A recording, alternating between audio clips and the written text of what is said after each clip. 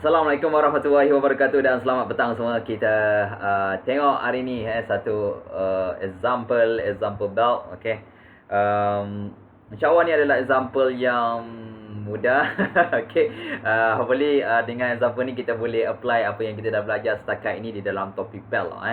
Equation yang kita dah tengok hari tu, apa punya dia punya configuration, geometry, kinematic dan sebagainya. Kita akan implement, kita akan try untuk kita tengok di dalam satu example lah. Alright, so ni adalah example belt, yang example flat belt untuk case ni.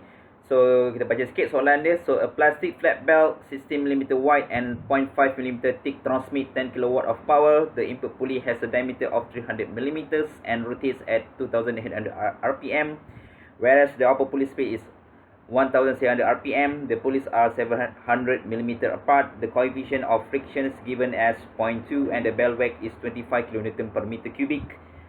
Calculate the torque at a small pulley, the contact angles, the maximum tension and stress in the bell. Okay, so itu adalah soalan dia. So macam biasa kita akan buat the first step, kita akan keluarkan apa information yang kita boleh retrieve daripada soalan. Okay, so kalau kita tengok yang pertama, the first ayat ni adalah a plastic flat belt 16mm wide. So dia punya keyword kat sini adalah flat belt. So flat belt adalah bentuk rectangular kan, rectangular shape. So dia ada 60mm wide dan 0.5mm thickness. So let's say saya terus lukis sikit. Okay, okay, so kita tahu flat belt adalah bentuk macam ni. Okay, so ni adalah dia punya cross sectional area dia. Okay, so ni adalah dia punya lebar yang diberi dalam soalan. Okay, so lebar dia adalah W tadi. Ini adalah 60mm of wide, dan juga dia punya thickness dia adalah T equals to 0.5mm. Okay, so itu statement yang pertama. Dan of course dalam soalan ni juga kita nampak kat sini dia transmit power 10 kW of power. So power kat sini of course dia actually represent untuk input, dan kita tahu hari tu kita dah dalam kelas kita assume that power will be transmit 100% from input kepada output lah. So ataupun kita boleh tulis benda ni adalah sebagai P1 equals to P2, ataupun kita boleh panggil P saja, power equals to 10 kilowatt. Okay, untuk this belting system. Okay, alright, then the input pulley has a diameter of 300mm. So kita ada kat sini satu statement that input pulley tu mempunyai diameter 300mm, ataupun kita tulis dulu ke D1 equals to 300mm. And dia bagi juga kelajuan pada input pulley tu. Okay, input pulley tu dia bergerak dengan kelajuan 2800 rpm, ataupun saya boleh tulis dia sebagai N1 equals to 2800 rpm. Okay, itu dia. Dan the output pulley, okay, dia sambung lagi dengan satu statement that the output pulley speed, okay, so speed untuk case ni, untuk case output pulley adalah 1600 rpm. So saya boleh tulis sikit untuk the second statement, N2 adalah 1600 rpm. Cuma dia tak beritahu D2 ni berapa dia punya size lah. Okay, kalau kita tengok dalam statement tu tak nampak size dia. Okay, dan of course dia beritahu juga dalam soalan ni, dia beritahu kat sini adalah jarak antara kedua-dua puli. Okay, jarak antara dua-dua puli tu adalah sejauh 700mm. Okay, so kita boleh tulis kat sini. So jarak antara dua puli adalah 700mm apart. Okay, and so bila ada contact antara tu, okay, antara pulley dan juga bed, dia ada, of course akan ada friction coefficient. Okay, ada property di situ. So untuk case ni property yang diberi coefficient friction dia adalah 0.2. Alright, so friction coefficient adalah kita tulis sikit. So untuk case yang ni friction coefficient dia adalah 0.2. Dan of course that belt tu dia beri some material property di situ adalah berat. seolah-olah macam berat di situ. Tapi dalam unit yang sedikit berbeza, kalau kita perasan dalam rumus FC hari tu, sebab basically berat ni adalah kaitan dengan centrifugal force. Kalau kita tengok di sini, dia punya unit dia macam sedikit berbeza. Unit dia dalam kilonewton per meter kubik. Kalau kita ingat hari tu, dalam rumus FC, yang W tu adalah unit dia dalam newton per meter. So kita kena buat something nanti. Okay, tak apa, kita retrieve dulu this information dulu. Okay, so kalau kita tengok kat sini, bell weight dia adalah 25 kN per kubik. So ataupun kita boleh tulis, let's say saya namakan dia sebagai big W, adalah 25 kN per meter kubik. Okay, and alright, so soalan dia adalah the top, okay, calculate the top at the small pulley. Okay, small pulley ni yang mana satu, input ke output ni sekarang ni? Okay, anggaplah kita tak tahulah anggaplah kita tak tahu So let's say saya tulis dulu dia adalah T small, top pada T small saya nak cari berapa dia, cuma saya tak tahu sama ada dia input ataupun output sekarang ni. Okay, so kalau ada difficulty nak tahu sama ada small ataupun big, kira dua-dua lah, top pada input ataupun top pada output. Tapi untuk case ni kita nak try identify dulu yang mana satu adalah small pulley, yang mana satu adalah big pulley. Okay, so yang kedua adalah the contact angle. So maksudnya saya nak tahu contact angle pada input berapa, pada satu ni berapa nilai dia, dan juga contact angle pada dua, phi 2 pun saya nak tahu berapa dia punya respective contact angle. Dan of course yang seterusnya dia nak cari the maximum tension, okay, and stress in the bell. So maximum tension, so since tak ada shock impact di dalam soalan ni, kalau kita baca keseluruhan tak ada pun shock impact, so basically maximum tension ni adalah refer kepada F1 lah, sebab F1 yang paling tinggi di dalam design lah. So dia nak cari tension pada F1 dan juga stress pada 1 lah. So dia nak cari F1 berapa nilai F1 dan juga berapa nilai stress 1 disebabkan this loading ataupun this setup lah. Okay, so itu yang kita boleh retrieve daripada soalan, some information yang kita boleh tulis tu. Okay, cuma sekarang ni kita nak tengok sebenarnya kita lukis sikit lah untuk memudahkan, baik kita lukis sikit untuk mudah nampak. Okay. Alright, so tapi isu dia sekarang ni kita tak tahu yang mana satu adalah small pulley dengan big pulley, sebab kita tahu D1 adalah 300 mm, tapi D2 kita tak tahu berapa sizing dia. Okay, so let's say kita determine dulu berapa size untuk D2, sebab kalau kita perasan kat sini dia dah bagi N1 dan juga N2. So berdasarkan this benda ni kita boleh gunakan velocity punya relationship untuk dapatkan size D2. So kalau saya boleh tulis macam ni, kalau kita ingat lagi hari tu D1 N1 adalah D2 N2. So saya jadikan D2 sebagai perkara rumus saya, sebab saya tak tahu size D2 sekarang. So saya boleh tulis dia D1 N1 divided by N2. Okay, so since ketiga-tiga maklumat ni kita dah ada, kita boleh cari berapa nilai itu. So let's say saya masukkan plug-in number 300 mm. So kali dengan speed dia adalah 2800 rpm. Minta maaf, salah sikit tersebut, tersasul sikit. Dan juga N2 adalah 1600 rpm. Okay, so kita ada ketiga-tiga ni. Let's say kita kira sikit. Okay, ada calculator. Okay, kita kira berapa nilai size pulley untuk case yang nombor 2 ni, D2. Okay, size pulley dia adalah 300 kali dengan 2800 bagi dengan 1600. So saya dapat 525. Okay, okay, sebelum kita proceed untuk lukis, let's say kita double check betul tak. Okay, so D1 adalah 300 mm, speed dia adalah 2800 rpm. So kalau kita tengok N2 secara logik dia, sebab since N2 kelajuan dia kurang, sepatutnya diameter dia lebih besar lah daripada D1. Tu dia punya logik dia. So lagi tinggi speed, lagi kecil diameter.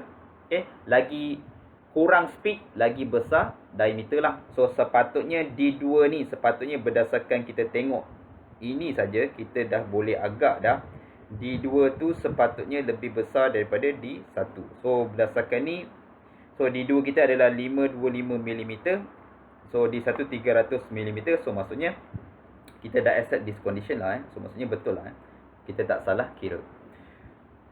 Alright, so D1 adalah small pulley dan D2 adalah big pulley. Okay, so maksudnya untuk soalan yang A ni tadi, T small ni, okay, kalau saya petakkan balik T small ni, so basically T small ni adalah reflect kepada nilai T1. T1 ni adalah small pulley. So kita nak cari sebenarnya T1. Okay, so confirm, double confirm. So let's say kita try lukis untuk memudahkan analisis ni. Baik, kita try lukis sikit lah. So let's say saya ada small pulley pada input, sebab kita dah confirm tadi. So this is our small pulley. Okay. Dan kita ada big pulley pada kita punya output lah. So this is our output.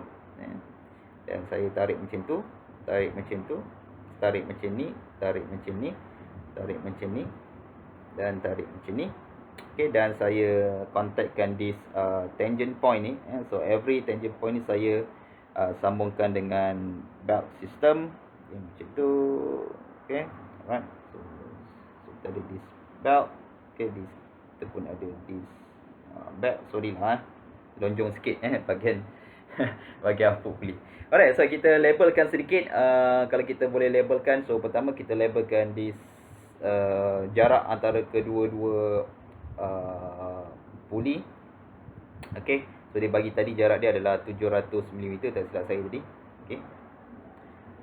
Alright, so yang ni yang baru kita dapat tadi, size of pulley and diameter of pulley tadi. So dia bagi tadi size dia adalah kita baru dapat tadi kira 525mm.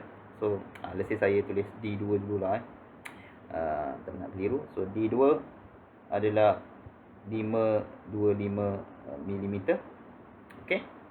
Dan of course dia beri juga tadi untuk case yang ni, dia beri juga diameter 1. Okay, so this is our D1. Okay, equals to 300mm. Okay, that is our D1. Alright, dan juga dia bagi dua ada speed tadi kalau kita perasan. So ni adalah speed N1 equals to berapa tadi N1? 2800 rpm. Okay, so ni adalah speed dia.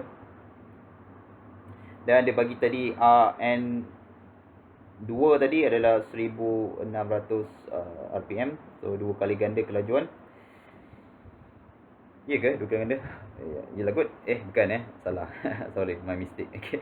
Alright, so kita ada that diameter untuk kedua-dua tu dan juga speed. Okay, apa lagi info yang kita boleh keluarkan? Okay, saya rasa itu yang kritikal dalam in term of geometry lah. Yang lain-lain tu kita dah labelkan untuk case ni. Okay, so itu saja yang kita nak tengok. So berdasarkan ni kita nak cari yang pertama adalah berapa torque. So berapa torque. So torque dia. So berapa this torque ni yang kita nak cari. Okay, torque 1 pada small pulley. So torque 1 mudah aja, kita dah tengok sebelum ni. So dia adalah F1 tolak F2 kali dengan radius 1. Okay. So ini adalah cara nak cari torque pada small pulley. Okay, so kalau kita go through setiap variable yang kita ada kat sini. So F1 kita tak ada lagi. F2 pun kita tak ada lagi. R1 pun kita tak ada. Tapi saya rasa macam tak sesuai je guna rumus ni. Betul ke sesuai guna rumus? Saya rasa macam tak sesuai guna rumus ni. Okay, saya rasa kena guna rumus lagi satu. Rumus apa? Sebab tak silap saya tadi dia ada bagi power. So saya rasa better guna rumus yang berkaitan dengan power. Okay, sebab apa? So sebab kita kalau dia bagi power 1, okay, dan juga yang 10 kW tadi, power pada input pulley. So basically kita boleh guna rumus power lah. So rasa rumus ni tak berapa sesuai untuk kita cari sebab banyak sangat unknown. Okay, so P1 basically adalah torque 1 kali dengan omega 1. Sebab ini macam banyak info. Sebab pertama power dah ada. Dan omega ni kita boleh dapat daripada speed N1 tu lah. Okay. So basically kita dah boleh dapat nilai T1. Okay. So kalau saya rearrange balik this equation, so dia adalah P1 bahagi dengan omega 1. Okay, dalam radian per second. Okay, so power dah ada. Cuma omega 1 saya perlu convert dari RPM kepada radian per second lah. So itu yang kita nak tengok. So dia adalah 2 pi N1 over 60 seconds. Okay, ataupun so since semua dah ada, 2 pi kali dengan dia punya speed dia tadi 2800 RPM. So 2800 RPM bagi dengan 60 seconds. Okay, so kita akan dapat 60 seconds sebenarnya benda ni. So kita akan dapat omega 1 adalah 2 pi kali dengan 2800 bagi dengan 60 saat. Saya dapat 293.2 radian per second. Okay, so itu adalah angular speed of pulley nombor 1. Okay. Alright, so dapat omega 1 kita dah boleh substitutekan ke dalam equation yang ni lah yang tadi tu. Okay, kita masukkan yang tu. So T1 adalah power tadi di dalam berapa? 10 kilowatt. Okay, saya jadikan dalam unit watt. 10 kali 10 kuasa 3 watt. Bagi dengan angular speed 293.2 radian per second. So saya boleh dapat nilai 10 eksponen 3 bahagi dengan 293.2. Saya dapat nilai dia adalah 34.1 Newton meter. Okay, so ni adalah dia punya torque yang experience by this setup menggunakan power 10 kilowatt dan dia punya respected angular speed lah. Kita akan dapat torque develop adalah 34.1 Newton meter. Okay, so kita dah settle soalan yang pertama adalah untuk mencari torque at the small pulley. Okay, untuk kes ni adalah T1. So soalan nombor 2 adalah dia nak cari berapa contact angle 1 dan juga berapa contact angle 2. So kalau kita refer balik dalam gambar rajah ni, so contact angle adalah berdasarkan gambar rajah ni. So ni adalah kita punya contact angle di sini dan di sini. Okay, so ni adalah saya punya contact angle 1 di situ. Dan of course dia nak cari juga contact angle pada output pulley. So ni since dia adalah big pulley, so contact angle dia adalah yang besar. Okay, 2. Okay, so small pulley contact angle less than 180 degree. Dan for big pulley pada output adalah contact angle greater than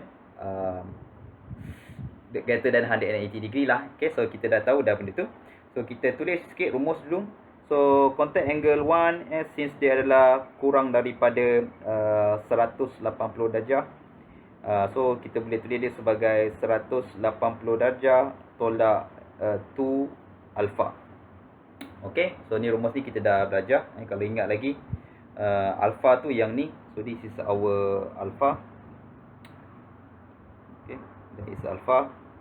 And then this is our alpha jugalah. Okay, kalau ingat lagi lah hopefully ingat lah So ni adalah kita punya alpha juga untuk case yang kedua, untuk case output pulley. So ini pun kita punya alpha. Okay, so untuk output pulley basically dia adalah big pulley. So dia adalah 180 darjah tambah another 2 alpha. Okay. Alright, so di dalam equation ni untuk dapatkan nilai contact angle 1 dan 2 saya memerlukan nilai alpha. Okay, so alpha mana kita dapat? Kita boleh tengok kita boleh buat segitiga cinta lah ataupun ada okay, bukan segitiga cinta lah mesti ada segitiga. Okay, segitiga tapi saya suka panggil dia sebagai segitiga cinta. Sebab apa? Kita tengok sebab apa saya panggil dia segitiga cinta. Lepas ni kita tengok lah So ini saya punya panjang R1 kalau ingat lagi. So kalau saya maintain panjang tu macam tu dan saya buat dia adalah parallel macam tu, parallel dengan this line, okay, panjang sama yang ni. Okay, so saya akan dapat segitiga yang di sini, yang saya panggil tadi segitiga cinta tu. Okay, di situ. Alright. So saya keluarkan that segitiga tu. Okay, so keluarkan segitiga tu. So Macam tu. Macam ni. Dan juga macam ni. Okay. So ni saya punya nilai alpha. So ni adalah 90 degree kat sini. So yang ni adalah saya punya panjang C. Okay. Yang ni adalah saya punya S lah. Sebab tu saya panggil sebagai segitiga cinta tu S dengan C segitiga cinta. Okay. Sebab dia ada S, ada C. Okay. So segitiga cinta. Okay. Tu cara saya nak ingat lah Okay. So dan kita tahu that panjang C ni adalah panjang dia adalah 700 mm. Okay. Dan ni saya punya panjang, kalau ingat lagi hari tu dia adalah panjang R2 tolak R1. Okay, R2 tolak R1.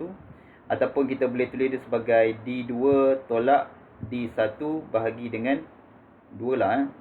So since kita tahu that output puli adalah yang besar. Okay, sebab tu kita buat macam tu lah, R2 tolak R1 lah. So kalau dia terbalik, basically R1 tolak R2. Maksudnya kalau input puli besar, kalau output puli kecil, kita akan buat dia terbalik lah. Okay. Alright, so let's say saya kira ni D2 tolak D1 ni, okay, dia punya size tu. Okay, so saya tahu size tadi tu adalah 525 mm untuk D2. Dan saya punya input tadi adalah 300 mm untuk input divide by 2. Okay, so saya boleh dapat nilai R2 tolak R1 tu 525 tolak 300 bahagi dengan 2. Ya, saya dapat 112.5 mm. Okay, so saya double check balik. Tolak 300 bahagi dengan 2 saya dapat. Okay, betul? Alright, so since kita dapat dah this R2 minus R1 dan juga nilai C tadi, so saya rasa yang paling sesuai adalah kita menggunakan sin alpha. Okay, so sin alpha, sudah alpha tu kita nak cari sebenarnya. So sin alpha adalah tentang. Okay, so tentang untuk kes ni adalah R2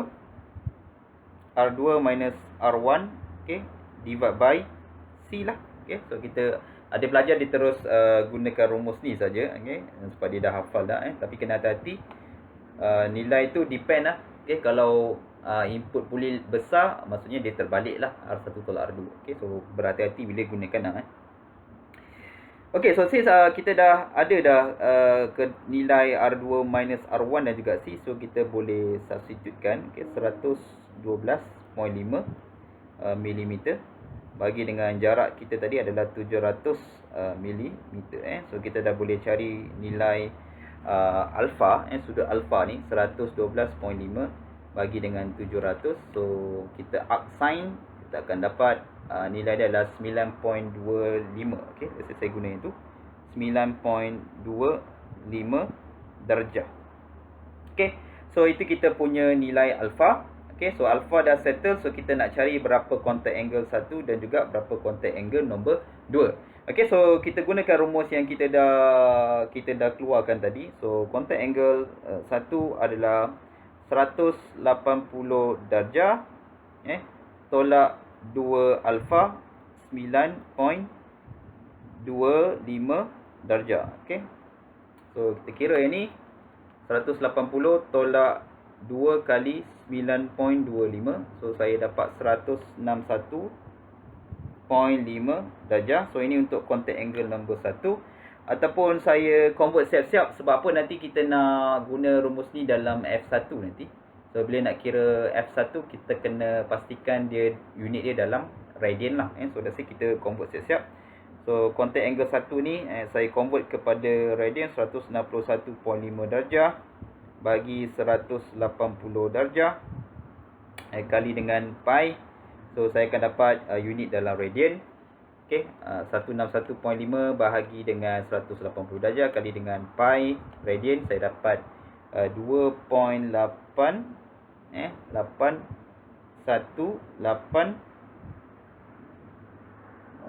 okey, 2.818 lah.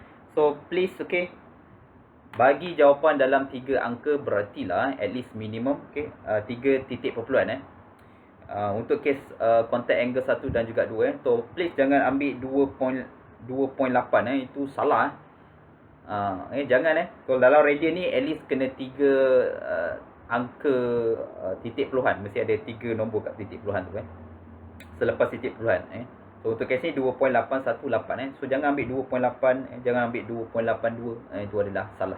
Okey. At least 3 titik selepas titik perpuluhan ni ada 3 angka lagi lah. Okey. Alright, so itulah contact angle nombor 1 dan kita nak kira juga contact angle nombor 2. Okey. So dia adalah 180 darjah tambah 2 alpha 9.25 darjah yang kita baru dapat.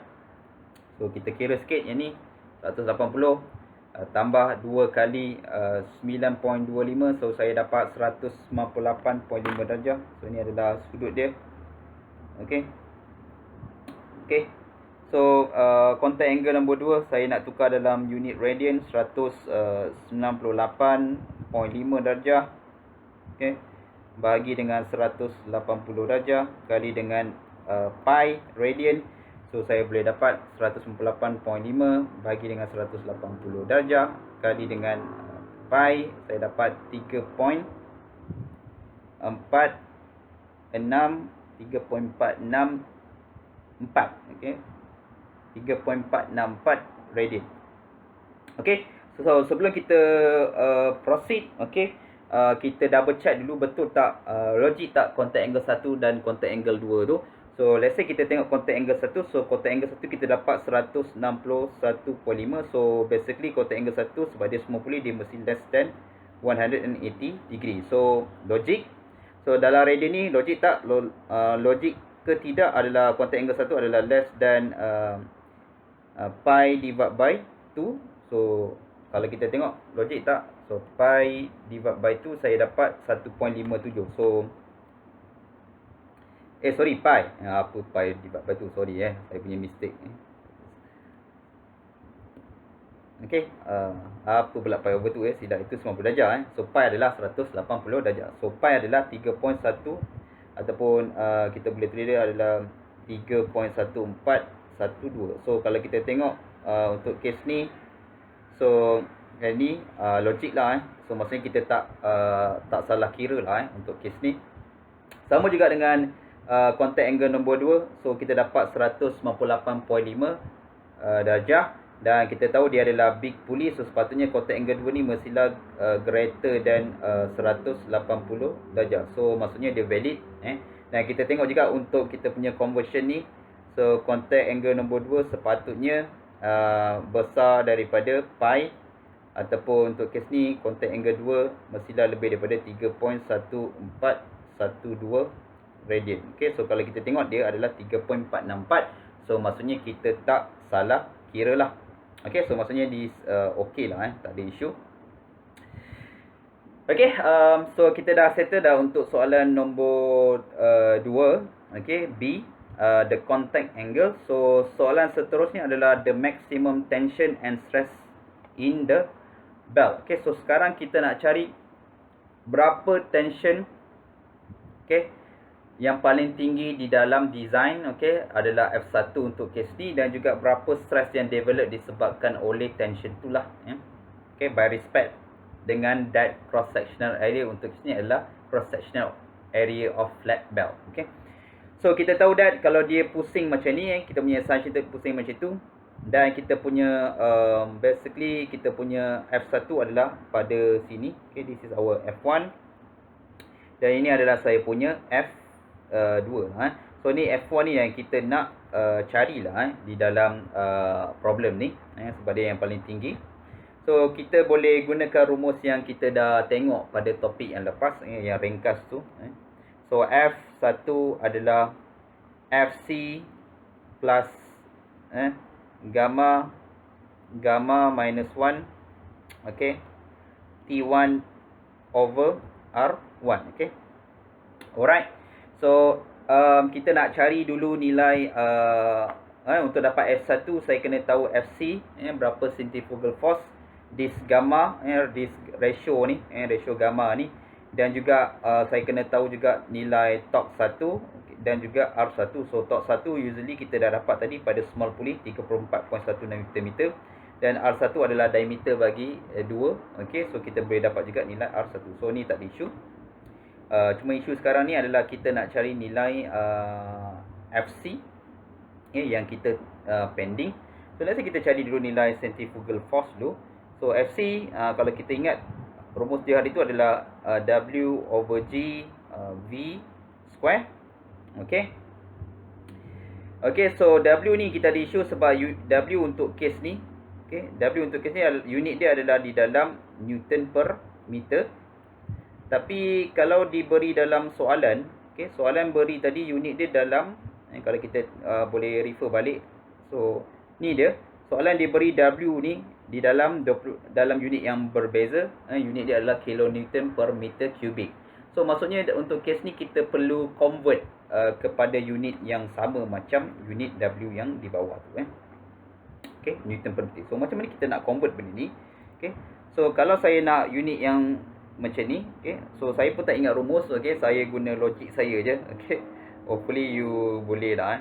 So let's say kalau unit yang saya mahu adalah Newton per meter ni, okay, dan diberi adalah unit W, W besar tadi, unit dia adalah let's say kita guna unit yang konsisten, Newton meter kubik. Okay, so ni adalah unit dia. So saya nak pastikan unit tu setara macam Newton per meter. So apa yang saya perlu buat agak-agak dia. So saya nampak kat sini dia ada meter kubik di bawah. So saya nak jadikan dia Newton per meter. So apa saya boleh buat? Saya rasa paling sesuai adalah kita kali dengan cross sectional area of the belt. Okay, so saya kali dengan A. But A ni saya boleh dapat unit dia dalam meter square. So saya potong meter square, saya dapat yang ni adalah unit Newton meter. So saya rasa ini adalah equation dia lah. So equation dia adalah W kecil ni saya boleh kali dengan W besar kali dengan cross sectional area. Okay, tu cara logik dia, macam mana kita nak dapatkan nilai yang konsisten. Okay, so since kita dah ada W dan A, kita rasanya kita tak cari lagi nilai A. So A adalah inilah. So this is our A. Okay, adalah cross sectional area of the belt itself lah. So kita boleh cari A adalah 60 kali dengan 0.5. Okay, ataupun kita boleh tulis dia adalah this A adalah lebar width of the belt kali dengan thickness. So kita ada 60 tadi, 60 mm kali dengan thickness dia tadi adalah 0.5 mm. Okay, alright. So sebelum tu saya double check dulu betul tak 60. Okay, betul. Alright, so daripada sini saya boleh dapat nilai cross sectional area of the belt. Okay, so dia adalah 60 kali dengan 0.5, saya dapat 30 mm square. Okay, so ni adalah dia A, settle. So since kita dah dapat nilai cross sectional area, kita dah boleh cari nilai W kecil tu lah. So W kecil ni adalah W tadi adalah berapa W tadi? Sorry lah, orang tua kena tengok juga. 25 kilonewton per meter kubik. So saya tukar pada unit yang konsisten untuk kes ni. 25 kali dengan 10 kuasa 3, okay, Newton per meter kubik. Okay, so ni adalah dia. Kali dengan 30, so saya tukar dalam unit meter. 30 kali 10 negatif 6 meter square. So saya dapat unit yang konsisten untuk kes ni, Newton per meter. So W, okay, saya kira 25 eksponen 3 kali dengan 30 eksponen negatif 6, saya dapat 0.75 Newton per meter. Alright, so kita dah dapat unit yang konsisten untuk W. Okay, so settle yang ni W. So kita dah boleh kira. So W ada. So J untuk kes kat bumi, walaupun dia tak mention, kita berada di bumi lah, 9.81 meter per square per second square. Dan juga velocity, velocity kita tak dapat lagi. So let's say kita cari dulu velocity. So velocity velocity of the belt V adalah, saya rasa kita boleh gunakan rumus omega 1 R1, okay, V omega kali dengan R. Okay, so alright, so omega 1 kita dah cari tadi, tak silap saya tadi. Kalau kita tengok tadi, mana omega 1 saya tadi, ni 293.2 radian per second. Okay, so 293.2. Okay, saya kira sikit, 293.2 radian per second. Kali dengan kita punya R, so saya ada diameter, so 300 kali 10 negatif 3 meter bagi dengan 2 untuk dapatkan radius lah. So saya boleh dapatkan nilai V. So kita kira sikit, 293.2 radian per second kali dengan 300 eksponen negatif 3 dalam meter bagi dengan 2 untuk dapat radius. Saya dapat lebih kurang 44 meter per second. Settle untuk case V. So since dah dapat dah WGV dah ada, so kita boleh kira nilai centrifugal force. So centrifugal force adalah W tadi adalah 0.75 Newton per meter divided by gravity 9.81 meter per second square kali dengan velocity 44 meter per second. Yang ni jangan lupa square. Ini selalunya student selalu missing kuasa 2 tu. So hopefully jangan buat careless mistake tu. Kita kira kat sini 0.75 divided by 9.81 kali dengan 44 square. Saya dapat 148 Newton. 148 Newton. Itu adalah centrifugal force yang generate bila kita run kelajuan 44 meter per second and dengan berat dia adalah 0.75 Newton per meter. Dan kita akan generate this lifting force ataupun centrifugal force sebanyak 148 Newton. Alright. So settle yang tu. Kita dah settle yang this FC. Dah settle yang ni. So kita nak kira dulu pula, kita nak kira pula untuk gamma. So gamma pula kita nak kira. So gamma, so let's say gamma ni kita kira untuk kedua-dua condition. So let's say untuk walaupun saya dah beritahu banyak kali kita akan guna contact angle yang paling kecil, tapi let's say kita kira kedua-dua sekali. Untuk kenapa, apa reasonnya kita kira kedua-dua tu, sebab nanti kita nampak tengok lah. Let's say saya kira dulu nilai gamma untuk kedua-dua case. Satu pada input pulley dan satu adalah pada output pulley. Let's say kita kira dulu. So gamma satu adalah, so since benda ni adalah flat belt, kita akan gunakan EF1 gamma 1 ataupun kita boleh tulis EF gamma 1. So ni kita panggil sebagai gamma 1. Dan gamma 2 adalah pada output. So kita kira EF1 phi 2 dengan 2. Dan kita kira juga ataupun kita boleh tulis E sebab friction coefficient dia adalah sama, F contact angle 2. So let's say kita kira dua-dua ni dulu. Let's say kita kira. So gamma 1 adalah E. So friction coefficient berapa ya? Friction coefficient berapa? Friction coefficient 0.2. So kita ada 0.2 dia punya friction coefficient. So saya masukkan 0.2 kali dengan contact angle 1. Mana contact angle 1? So contact angle 1 adalah, so ambil radian 2.818. Kita ambil 2.818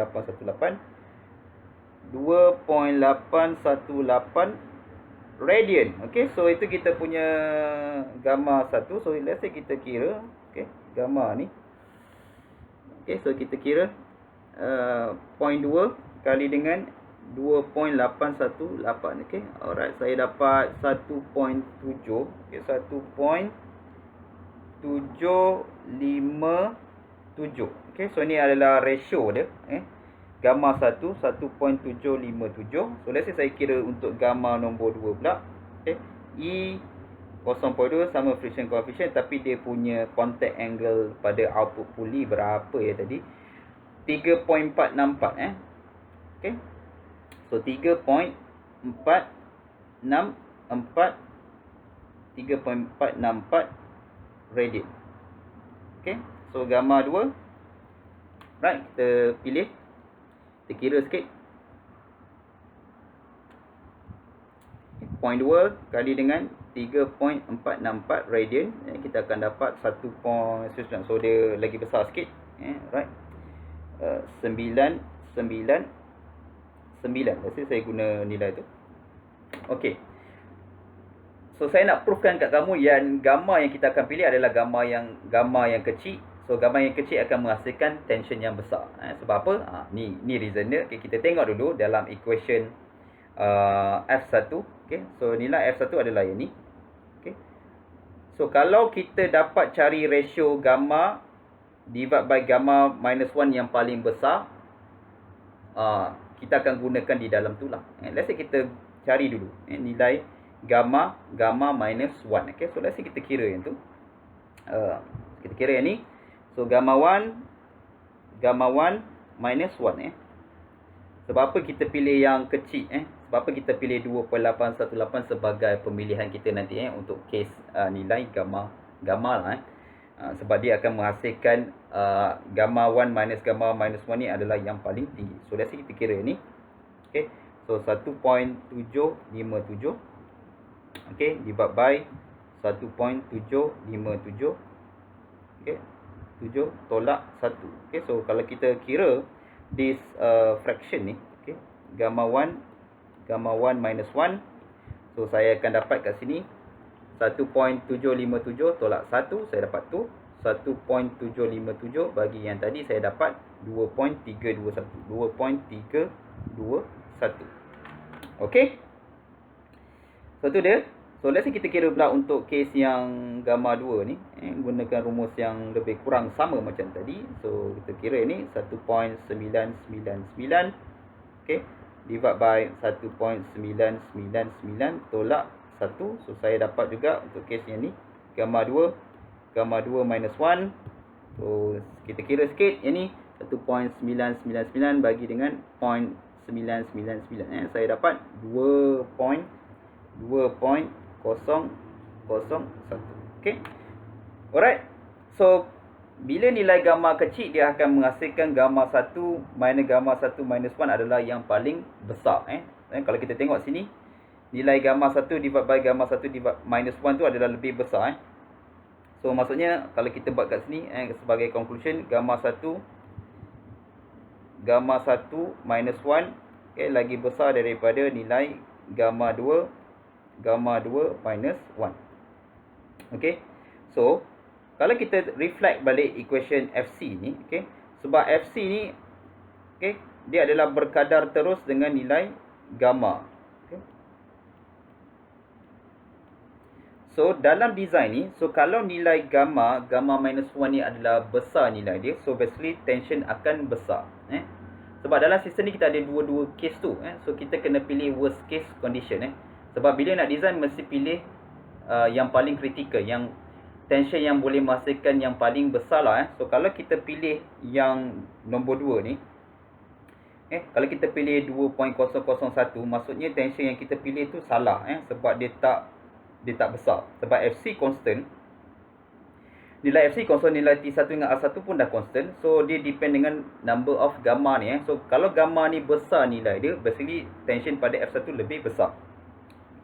Sebab tu reason dia untuk case ni, sebab tu gamma minus 1, kita akan pilih nilai untuk case ni adalah kita akan pilih gamma 1 minus 1, ataupun untuk case ni adalah 2.321. Sebab dia akan menghasilkan gamma this ratio yang paling besar. Sebab tu most of the time rumus ni yang kita akan selalu gunalah. Most of the time. Tapi ada some condition yang kita terpaksa kira duduk. Yang ni saya saja kira duduk untuk proofkan kat kamu that kenapa equation tu adalah F kali dengan contact angle 1. Sebab small contact angle akan menghasilkan ratio yang ni paling besar. So this ratio paling besar. So dia akan meningkatkan tension pada tight side. Okay, so itu adalah reason dia. So let's say kita dah dapatkan nilai ratio ni.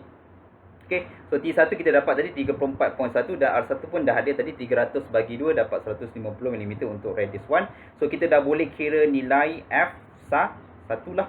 Okay, so kita kira sikit nilai F1. Okay, nilai F1, so let's say saya buat colour merah. So F1 adalah FC tadi. Kita ada FC tadi 148 Newton. So ni adalah FC. Okay, FC. Dan kita ada plus gamma ni. So gamma ni kita ada 2.321, itu fraction yang tu, gamma minus 1. Dan kita ada T1 tadi. T1 berapa tadi? T1 mana T1 kita Mana T1? 34.1 Newton meter. Okey, yang tu. So kita guna yang tu 34.1. So this is our T1 34.1 Newton meter. Dan kita divide by kita punya radius. Okey, so since kita ada diameter 300 mm, saya convert pada meter. Siap-siap. So saya divide by tu untuk dapatkan radius pada 1 lah. So kita dah dapat lah nilai ni. So kita boleh kira nilai F1 berdasarkan equation ni. So 34.1 bagi dengan 300 eksponen negatif 3 bagi 2. So saya dapat nilai ni. Kali dengan 2.321, yang tu tambah dengan 148. Saya dapat 676 lebih kurang. So saya dapat F1 adalah 676 Newton. Okey, so kita double check dulu. So sepatutnya F1 ni mesti lebih besar daripada nilai nilai FC lah. Of course dia mesti lagi besar lah. Okey, so sepatutnya macam tu lah. Okey, sebab dia adalah hasil tambah FC. Okey. Alright, so kita dah dapat dah nilai F1 676 Newton. Okey, tapi kita tak habis lagi sebab soalan dia nak cari berapa juga stress yang develop di dalam belt yang paling tinggi, maximum stress. So stress senang je. So kalau kita tengok dalam gambar raja ni, okey, contoh ni adalah cross section of the belt. Saya potong belt tu macam tu. Ya, macam itulah lebih kurang. So ni saya punya cross section area. So basically dekat cross section area tu akan develop stress sebab kali 676 tu lah. So this is a stress yang akan develop stress 1. So stress 1 ni yang kita nak kira. So disebabkan oleh load yang kita beri tadi adalah load this 676 tadi Newton. Okey, berapa that stress nombor 1 lah. So kita boleh kira. So kita tahu rumus stress adalah force 1 divided by cross sectional area. Okey. Alright, so area kita dah dapat. This is a cross sectional area. Kita dah kira sebelum ni cross sectional area. So cross sectional area untuk case ni kalau kita tengok tadi 30 mm square. So kita dah ada 30 mm square dan F1 adalah yang tu. So 676 Newton bagi dengan 30 kali 10 negatif 6 meter square. So saya bagi unit yang konsisten. So saya boleh dapat unit dalam Pascal ataupun saya boleh convert nanti 676 bagi dengan 30 eksponen negatif 6. So saya dapat stress dia dalam 22.53 megapascal. 22.53 megapascal. Okay, so ni stress yang develop disebabkan oleh tension at the tight side. Okay, so maximum tension adalah 676 Newton dan this is a maximum stress adalah 22.53 megapascal. Alright, so kita dah habis example untuk case belt system. So kita dah habis dah. Okay, kita dah boleh tengok nanti chapter baru. Chapter terakhir di dalam kursus MEC 331 Machine Element Design adalah topik brakes and clutch. Kita jumpa lagi. Assalamualaikum warahmatullahi wabarakatuh dan bye-bye.